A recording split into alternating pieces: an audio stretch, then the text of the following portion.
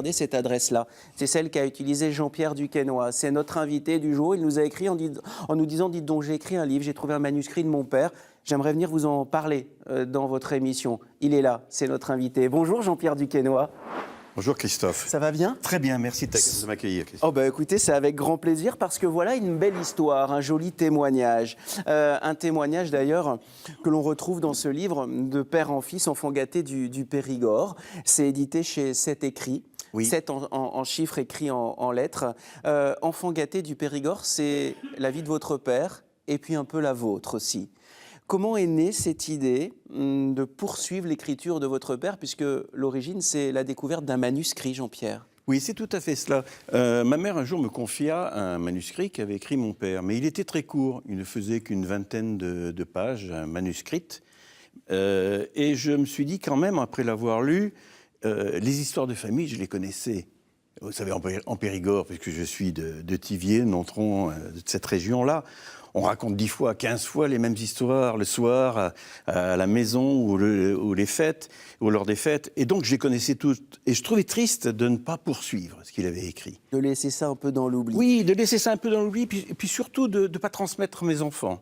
J'ai des enfants. C'est ça, en fait. Je crois que c'est important de garder le contact, de garder l'histoire et de la transmettre. Donc, je me suis mis à écrire.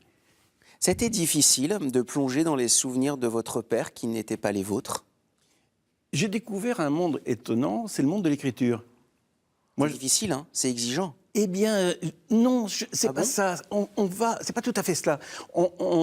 Lorsqu'on se met à écrire, pour ceux qui voudraient écrire un livre, ce que j'ai trouvé de formidable, c'est qu'on se met dans une situation où la mémoire refonctionne, c'est-à-dire des souvenirs enfouis remontent.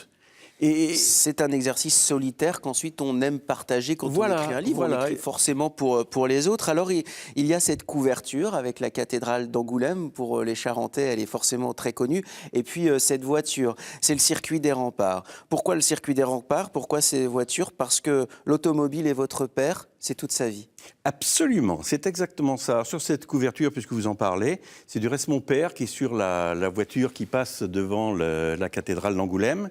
À l'époque, on construisait sa voiture Formule 1. C'est une Formule 1 qu'il a construite lui-même sur une base d'une Simca.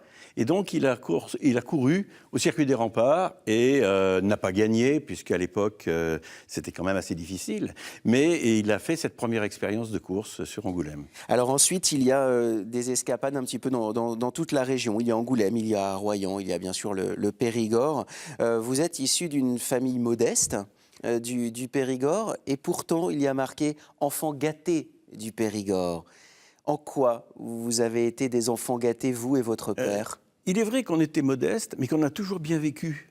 Que ce soit du côté de ma mère, qui était du côté de Nontron, et elle habitait au départ la rue où il y a la fontaine, j'ai oublié son nom, dans Nontron. Et ils avaient un moulin au bord de l'eau, où ils vivaient, je crois que l'époque c'était comme ça, on vivait au jour le jour. Quand c'était les châtaignes, on faisait des châtaignes. Quand c'était les confits, on faisait des confits.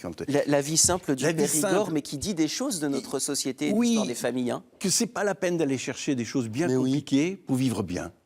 Voilà. Alors, ce qui est génial dans ce livre, c'est qu'on traverse les époques. Il y a les premiers émois, avec l'arrivée des mini-jupes. Oui. Alors là, c'est un petit peu dans la deuxième partie. C'est mon histoire. Exactement. Histoire d'enfant gâté aussi, parce que mon père avait réussi à l'époque à faire construire un bateau. Ouais. On avait fait construire ça à Marennes-Oléron. Et après, c'est Royan, Cordouan, la pêche à Cordouan. Je raconte toute cette histoire-là, tous ces émois, oui. Et puis tous les plaisirs qu'on a pu avoir durant cette période. Il y a un passage que j'ai beaucoup aimé. Alors, de mémoire, ça doit être 1967. La pension. Vos parents vous cherchent une pension.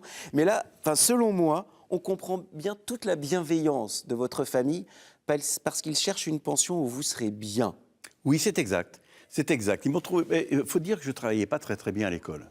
Bon, donc... Ça arrive, hein. Ouais, il y a l'appli Prof en poche qui existe maintenant, dont on parlera tout à l'heure avec Vincent. Je ne travaillais pas très bien à l'école et donc ils ont décidé de me mettre en pension. Et donc je suis parti en pension 4e, donc j'étais quand même petit. Bah oui.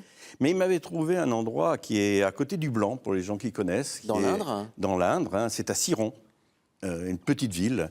Et là, il y avait le château de l'Épine où il y avait une pension, une très belle pension du reste, très confortable, un peu bourgeoise, je dois reconnaître. Et j'y ai bien vécu et j'ai redressé un peu Ça mon vous a remis éducation. sur les rails. Voilà, ça m'a remis sur les Mais rails. il cherchait quelque chose comme ça de bienveillant. Mais la bienveillance, c'est surtout la transmission. Ce qui m'a marqué dans cet ouvrage, c'est que déjà votre père, s'il a écrit, c'est parce qu'il avait envie de transmettre. Et finalement, inconsciemment, vous avez fait la même chose en poursuivant ce manuscrit. Est-ce que vous êtes conscient de ça, Jean-Pierre? Ah, j'en suis tout à fait conscient. Du reste, je l'écris en 4e de couverture. J'ai eu l'impression de me glisser dans sa plume. Et j'ai essayé de ne pas déformer ses propos. J'ai essayé de raconter l'histoire telle qu'elle était, telle que je l'entendais en famille.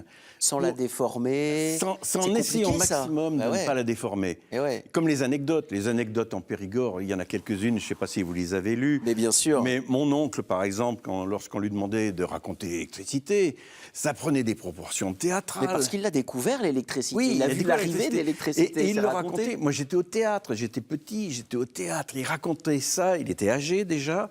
Et il était à la limite de l'apoplexie.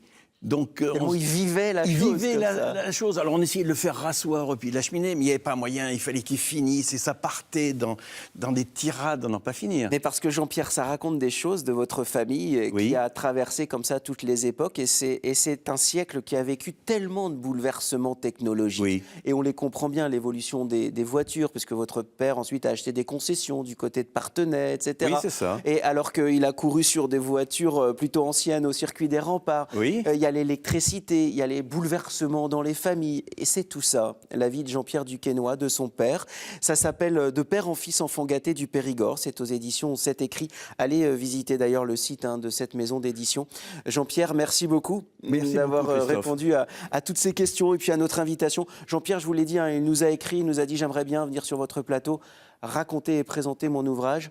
C'est comme ça que ça s'est passé, hein? Tout à fait. Je raconte pas de bêtises. Tout à fait. Eh ben voilà, vous êtes on s'est là. découvert comme ça. Et j'étais Christophe. content de vous recevoir ce matin. Voilà, merci Ça fait beaucoup, du bien Christophe. de parler de choses comme ça qui font du bien, les C'est familles, des les choses qui rassurent. se perdent, oui, il faut les refaire vivre. Mais tellement, tellement. Alors,